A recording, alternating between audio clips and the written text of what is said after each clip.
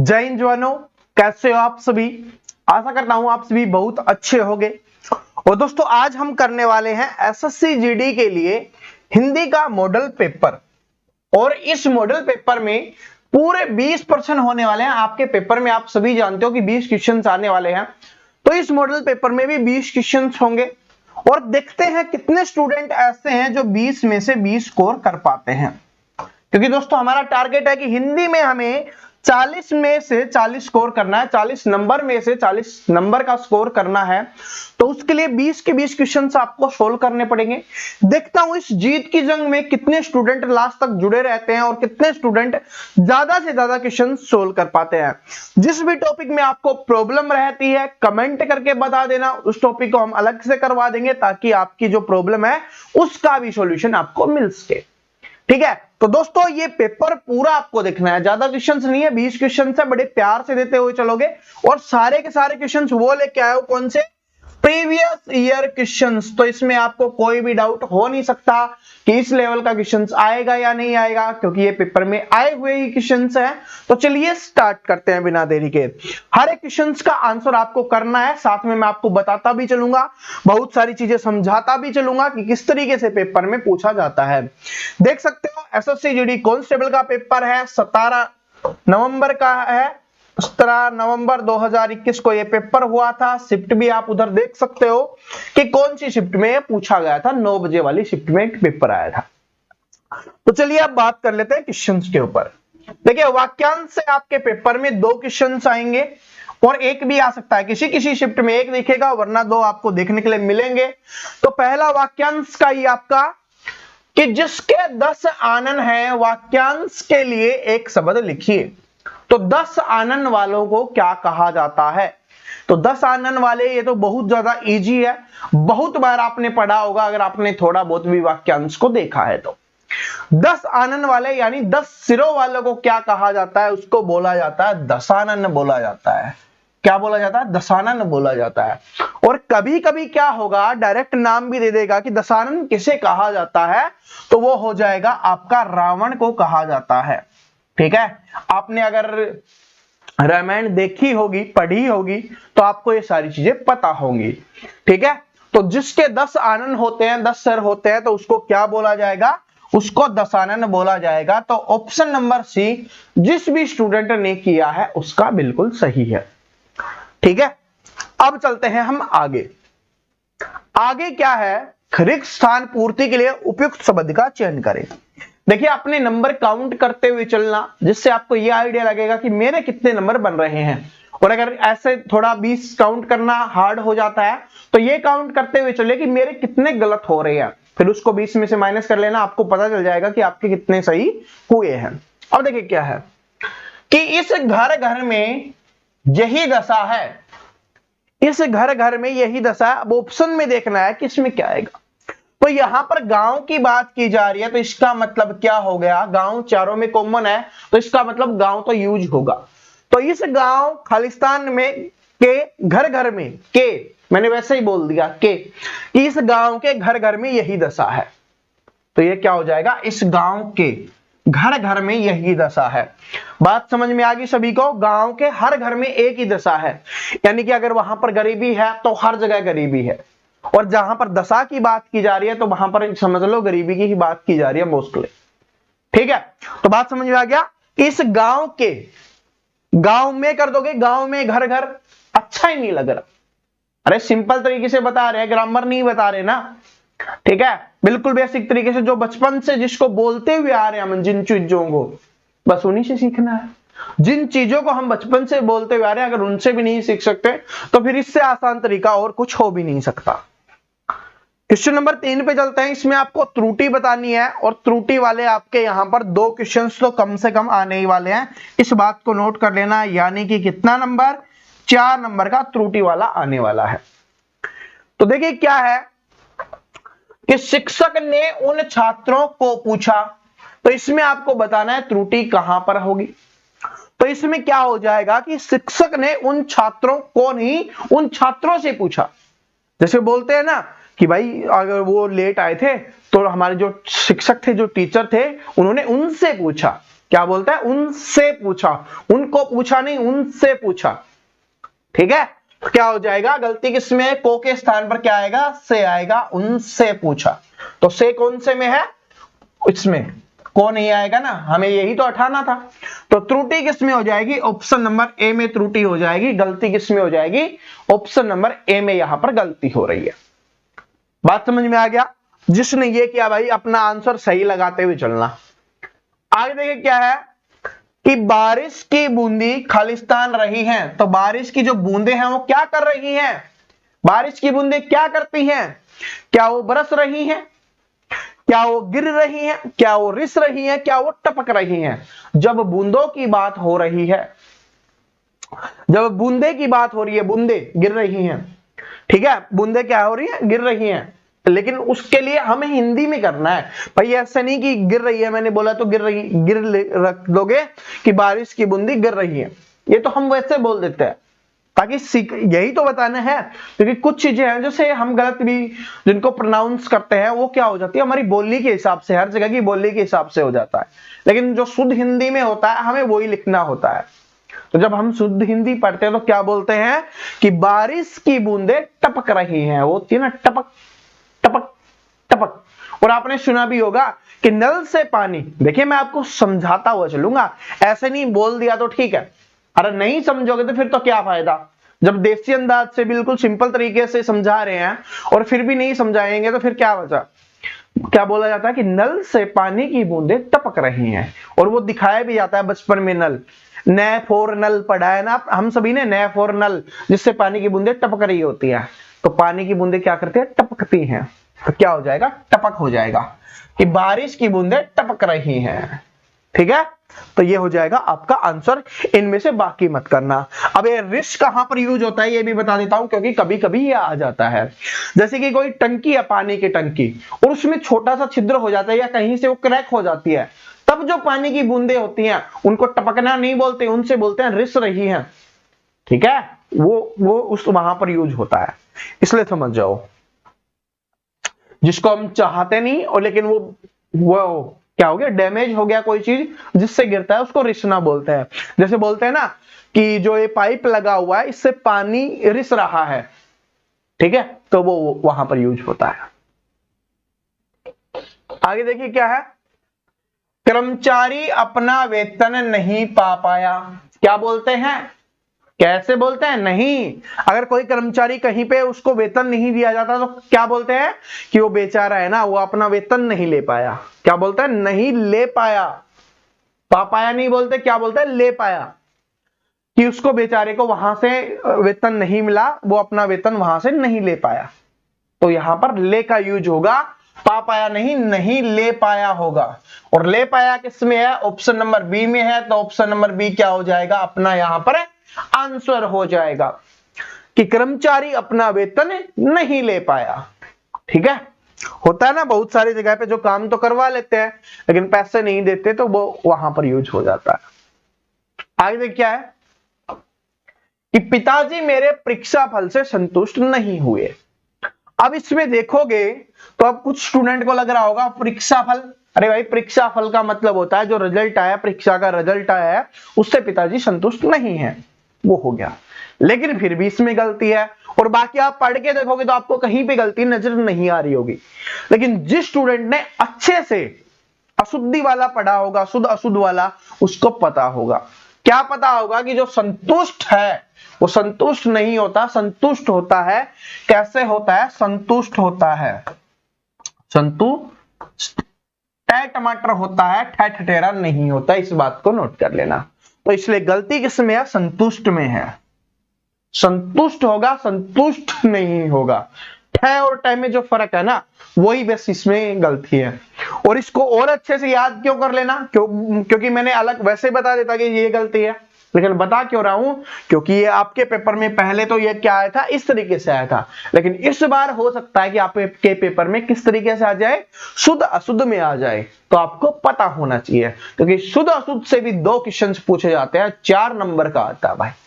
ठीक है, आगे अभी देखेंगे ना तो आपको पता चल जाएगा कि सर सही बोल रहे थे, आता है।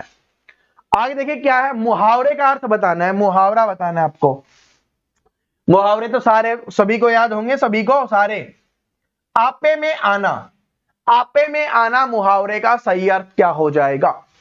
आपे में आना मुहावरे का सही अर्थ बताइए सभी स्टूडेंट, क्या हो जाएगा? आपे में आना, आपे में आना का मतलब आपा एक होता है आपा खोना। आपा खोने का मतलब होता है उसको होश नहीं है, वो कुछ भी कर रहा है।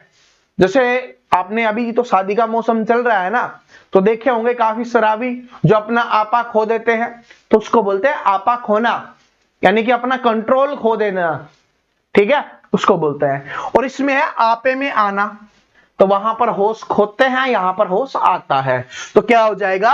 होश में आना हो जाएगा। क्या हो जाएगा? आपे में आना का मतलब हो जाएगा होश में आना, और आपा खोने का मतलब क्या हो जाएगा? होश खोना।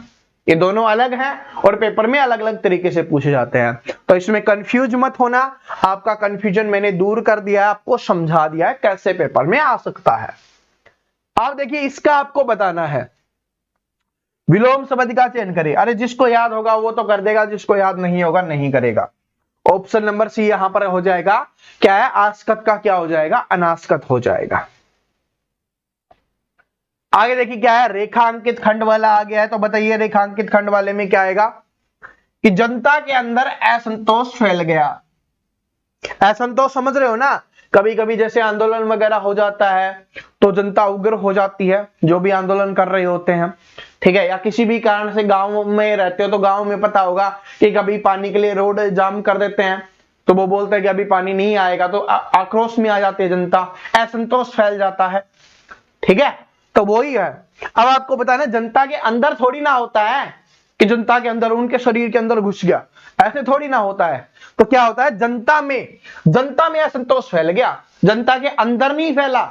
अब जिसको लगेगा हाँ जनता है बहुत सारी और उसके अंदर फैल गया, सही बात है, नहीं, जनता में होता है कि जनता में आक्रोश फैल गया, जनता में असंतोष फैल गया।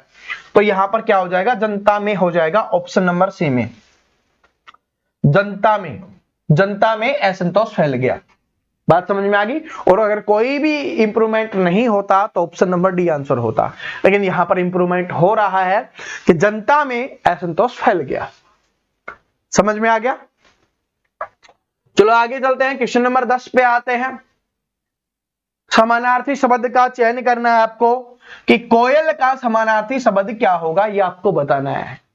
कोयल बड़ी प्यारी आवाज निकालती है ना, ठीक है, और वैसे बड़ी खतरनाक भी होती है, कभी अपना घोंसला नहीं बनाती, दूसरे के घोंसले में अपना अंडा रखती है, ठीक है, और जैसे बच्चा थोड़ा बड़ा होता जाता है बाकी अंडों को गिरा देता है, कंपटीशन खत्म कर देता है।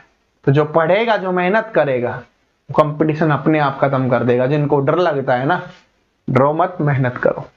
कोयल का क्या हो जाएगा? इसमें हो जाएगा, कोयल का आपका हो जाएगा वसंत दूत, ठीक है, तो जिसने वसंत दूत किया है उसका बिल्कुल सही है। आगे देख क्या है कि दिए गए शब्द के लिए विलोम शब्द का चयन करें। विलोम का मतलब है आपको उल्टा बताना है, इसका विपरीत बताना है, क्या होगा? इसका स्वल्प आयु का आपको बताना है। तो स्वल्प आयु का मतलब होता है जिसकी थोड़ी कम आयु होती है, उसको बोलते हैं। तो इसका विपरीत क्या हो जाएगा? जिसकी ज्यादा आयु हो, और ज्यादा आयु क्या किसके हो जाएगा? उसको बोलते हैं चिरायु, ठीक है, यानी कि चिरकाल तक जीवित रहेगा जिसको बोला जाता है, ठीक है, मतलब जो लंबे समय तक जीवित रहेगा, तो क्या हो जाएगा? आपका चिरायु हो जाएगा। अशुद्ध वर्तनी वाला बताया था ना, वर्तनी से दो आते हैं, एक क्या आ गया बताओ? अशुद्ध वर्तनी वाले शब्द को पहचानिए। अब इसमें क्या है कि बाकी तो आपसे पूछा जाता है कि शुद्ध वर्तनी वाला बताओ, तो 4 में से एक सिलेक्ट करके बता देते हो, लेकिन इस बार क्या है कि अशुद्ध वर्तनी वाले शब्द को पहचानना है। 4 दिए हुए हैं जिनमें 3 सही हैं, 1 गलत है, अब उसको ही पहचानना है। अब उसको पहचानिए, कौन सा हो जाएगा? देखिए सबसे पहले दिमाग जाएगा सभी का दशहरा पे, तो दशहरा बिल्कुल सही है। दशहरा मत कर देना, कुछ स्टूडेंट बोलते हैं ना, कहीं पे बोली होती है दशहरा, तो दशहरा नहीं होता, सेरा नहीं होता, ठीक है, तो ये होता है बिल्कुल सही है आपका। उसके साथ साथ ज्योतिष नहीं है, ज्योतिषी बिल्कुल सही है। छोटी ती की मात्रा आएगी और बड़ी सी की मात्रा आएगी, इसको भी नोट कर लेना, ये पेपर में आ सकती है, ठीक है, ऐसे आ गई ना। इसमें अशुद्ध वर्तनी वाला पूछा है, 4 ऑप्शन दे देगा। शुद्ध वर्तनी वाला पूछेगा तो याद कर लेना कि ती की मात्रा छोटी होती है, जो सी होता है उसकी बड़ी मात्रा होती है। ठीक है, तो ये भी बिल्कुल सही है। तो 2 सही हो गए। अब इन दोनों में आपको देखना है, तो पहले ताज्जुब देख लो, फिर वो डार दीची देख लो। तो क्या हो गया, ताज्जुब, ताजुब, ये भी बिल्कुल सही है। तो ये भी सही हो गया, ये भी सही हो गया, ये भी सही हो गया। अब जो गलत है वो तो बच गया, जो गलत हो गया, बाकी चेक करने की आवश्यकता नहीं है। ऑप्शन नंबर बी क्या हो जाएगा, आंसर हो जाएगा, क्योंकि ये सभी तो हमने पढ़े हुए हैं, देखे हुए हैं, समझे हुए हैं। वो थोड़ा अलग लग रहा था तो इसको उसको पहले छोड़ दिया, बाकी इनमें चेक कर लिया कि कौन सा ठीक है। जहां माहौल बना आंसर निकल गया। इसमें आपको त्रुटि बताना है, और त्रुटि वाला आप सभी जानते हो, हमेशा आपसे पूछता हूं, लेकिन हिंट जरूर दे देता हूं। तो इसमें भी हिंट देंगे कि रमा देवी एक विद्वान महिला थी। ठीक है, तो इसमें आपको बताना है कि इसका आंसर क्या होगा। त्रुटि वाला क्वेश्चंस कमेंट करके सभी स्टूडेंट बताएंगे। सिर्फ इसमें बता देता हूं कि स्त्रीलिंग पुल्लिंग से संबंधित कुछ इसमें त्रुटि है, उस पे आपको ध्यान देना है। जो भी स्टूडेंट उस पे ध्यान देगा उसका आंसर निकल जाएगा। किसका है, स्त्रीलिंग पुल्लिंग वाला ही यहां पर सिस्टम है। जिसने समझा आंसर कमेंट कर देना, जिसने नहीं समझा पढ़ो तभी समझोगे। आगे देख क्या है कि निम्नलिखित में से शुद्ध वर्तनी वाले शब्द को पहचानिए। तो इसमें आपको बताना है कि शुद्ध वर्तनी वाला शब्द कौन सा हो जाएगा। पिछले वाले में क्या पूछा था, अशुद्ध वाला पूछा था, इस बार शुद्ध पूछा है, यानी 4 में से एक सही है, वो आपको बताना है, शुद्ध बताना है। तो चलो बताते हैं। तो सबसे पहले कारीगर आपको ठीक ठाक लग रहा है, क्योंकि आपको पता है वैसे तो अगर जिसको अपने ऊपर कॉन्फिडेंस है ना तो वो डायरेक्ट आंसर कर देना कारीगर। बिल्कुल सही है भाई, कारीगर, और यही तो होता है कारीगर, बिल्कुल सही है। तो आंसर हो गया। आगे चलो, ऐसे पेपर में करना है, लेकिन मैं आपको सिखाता हूं, समझा रहा हूं। अगर कोई भी थोड़ा बहुत डाउट रहता तब कैसे करें। फिर दूसरे ऑप्शन पे चलो, क्या है, भिखारी। अरे भिखारी थोड़ी ना होता है, क्या होता है, भिखारी होता है। भिखारी नहीं होता, क्या होता है, भिखारी होता है। तो इसका मतलब ये तो अशुद्ध लिखा हुआ है, तो ये तो शुद्ध हो नहीं सकता। उसके बाद देखो औषधि, क्या मैं क्या बोल रहा हूं, और लिखा क्या है, ये लिखा हुआ औषधि, और होता क्या है, औषधि। तो क्या हो गया, ओ, यहां पर 2 होता है, इसका मतलब ये भी गलत है। अब उसको भी चेक कर लो, वो भी गलत। तो इस तरीके से आपको 4 ऑप्शन चेक करने हैं, तो कर लो, वरना अगर पहले से निकल रहा है, ये सिर्फ बताया, तब कंफ्यूजन हो तब कैसे करते हैं। मान लो कि 2 में कंफ्यूजन हो, तब क्या है, बाकी ऑप्शन और चेक करके देख लो। ठीक है, पहले वाले में आपको थोड़ा बहुत डाउट हो कि 99% हो सकता है, 1% नहीं हो सकता, तो भी हम चेक करेंगे। क्यों, क्योंकि दोस्तों एक बात नोट कर लेना, 2 नंबर तो अगर गलत करोगे वो तो जाएगा जाएगा, आधा नंबर जो सही किया उसका भी ले जाएगा। ठीक है, तो इस बात को ध्यान रखना, गलती नहीं करनी, या तो समझ नहीं आ रहा उसको छोड़ दो, ताकि वो आधा नंबर और ना लेके जाए। ठीक है, इसमें देखिए क्या है कि ठीक परिणाम देने वाला वाक्यांश के लिए उपयुक्त शब्द होगा। तो ठीक परिणाम देने वाले को क्या बोलते हैं, अरे ठीक परिणाम देने का, परिणाम का मतलब जिसको नहीं पता ना, मैं आपको बता देता हूं, इसका मतलब होता है रिजल्ट। ठीक है, तो ठीक परिणाम देने वाला वाक्यांश के लिए एक शब्द क्या होगा, जो अच्छा रिजल्ट देता है उसके लिए क्या हो जाएगा, उसके लिए हो जाएगा फलदायी, यानी अच्छा फल दे रहा है। ठीक है, रिजल्ट का मतलब होता है फल। सिंपल भाषा में बोला जाता है ना कि कर्म करते जाओ, फल की चिंता मत करो, भगवान अपने आप फल दे देगा। ठीक है, वो सेव का देता है, अनानास का देता है, गवर्नमेंट जॉब का देता है। ठीक है, वो आपकी मेहनत के ऊपर डिपेंड करता है। ठीक है, तो ये बात समझ में आ गई। तो इसका आंसर हो जाएगा फलदायी। ठीक, चलो इसमें देखते हैं। सॉरी, रिक्त स्थान की पूर्ति करनी है, पढ़ो और आंसर निकालो। नो ग्रामर, नो झंझट, नो पनपट। जब पढ़ो और अपना दिमाग लगाओ थोड़ा सा, आंसर निकलेगा। पढ़ते ही आंसर निकलेगा। पढ़ो भाई कि आज इस साल का पहला तूफान आया। क्या हुआ कि आज इस साल का पहला तूफान आया, और आया है तो किसमें है, ऑप्शन नंबर ए में है, तो आंसर कर दो कि आज इस साल का पहला तूफान आया। Option number A correct answer हो गया। आगे चलते हैं कि बिना वेतन के काम करने वाला वाक्यांश आपको बताना है। वाक्यांश से पहले ही बताया था कि 2 क्वेश्चंस तो आते ही आते हैं कम से कम। तो बिना वेतन काम करने वाले को क्या बोलते हैं? अरे जिसको वेतन नहीं मिलता उसको क्या बोलेंगे? जिसको वेतन मिलता है तो वो तो वेतनिक हो गया, जिसको वेतन नहीं मिला वो क्या हो जाएगा? अवेतनिक। Option number B. ठीक है, तो बिना वेतन के काम करने वाला क्या हो जाएगा? अवेतनिक। अब कुछ लोग बोलेंगे सर जी कौन करता है आज के जमाने में बिना वेतन के काम? भाई जिनको सीखना होता है ना, जिनको कुछ नहीं आता और उनको सीखना होता है तो बिना वेतन के ही काम करते हैं ताकि वो सीख जाए। ठीक है, इसलिए होता है। तो क्या हो जाएगा? बिना वेतन के काम करने वाले को क्या बोला जाएगा? अवेतनिक बोला जाएगा। आगे चलिए, क्या है कि नलिन किसका पर्यायवाची है, यह आपको बताना है। तो नलिन का बताओ पर्यायवाची। जिसने पर्यायवाची याद किए होंगे वही आंसर बता सकता है, वरना तो प्रॉब्लम हो जाएगी भाई। नहीं याद किए तो याद करने पड़ेंगे आपको। नलिन का क्या हो जाएगा? तो नलिन का यहां पर हो जाएगा आपका क्या? कमल हो जाएगा, कमल। ठीक है, और इसमें भी कुछ स्टूडेंट कंफ्यूज होते हैं, मैं आपको बता देता हूं। कमल है ये फूल है, और कलम है वो पेन के लिए यूज किया जाता है। बस ये आगे पीछे है बस। ठीक है, तो इसमें कंफ्यूज मत होना। कमल होता है फूल और कलम होता है जो अपना पेन होता है ना, उसको कलम बोलते हैं। ठीक है, कमल और कलम में कंफ्यूज मत होना। क्वेश्चन नंबर 19 है, बस 2 बचे हुए हैं, फिर आपको पता चल जाएगा कि 20 में से आपने कितने क्वेश्चन सही किए हैं। तो कांटों पर लौटना, इस मुहावरे का उपयुक्त अर्थ क्या होगा?